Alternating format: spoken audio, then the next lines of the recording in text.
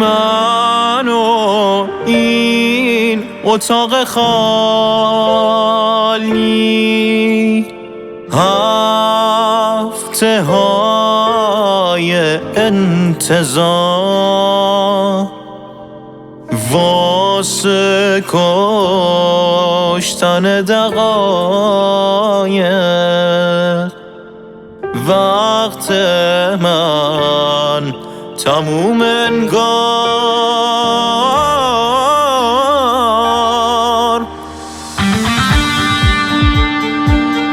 تموم انگار.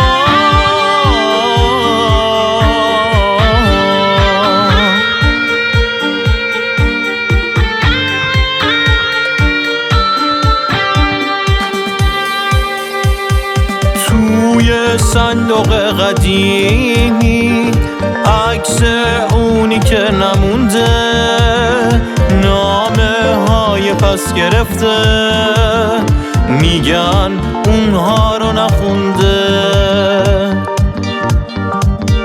هیچکی سر به ما نزد،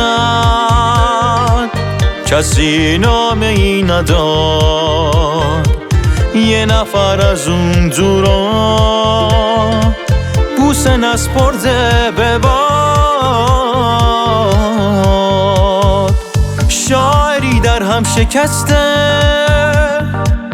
واژه‌ای زنده به گور. یه عبور سوت و کور، یاد لحظه های دور. پشت این ترس برهنه من در حال سقوط. زنگ ناقوس جدایی، حرف آخر در سکوت.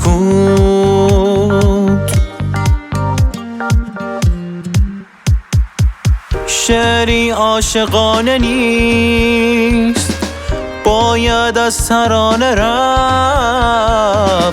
هم عبور کوچه ها سرد و بی بهانه رفت. من و این اتاق خالی، هفته های انتظار واسه کشتن دقایق. وقت من تموم انگار.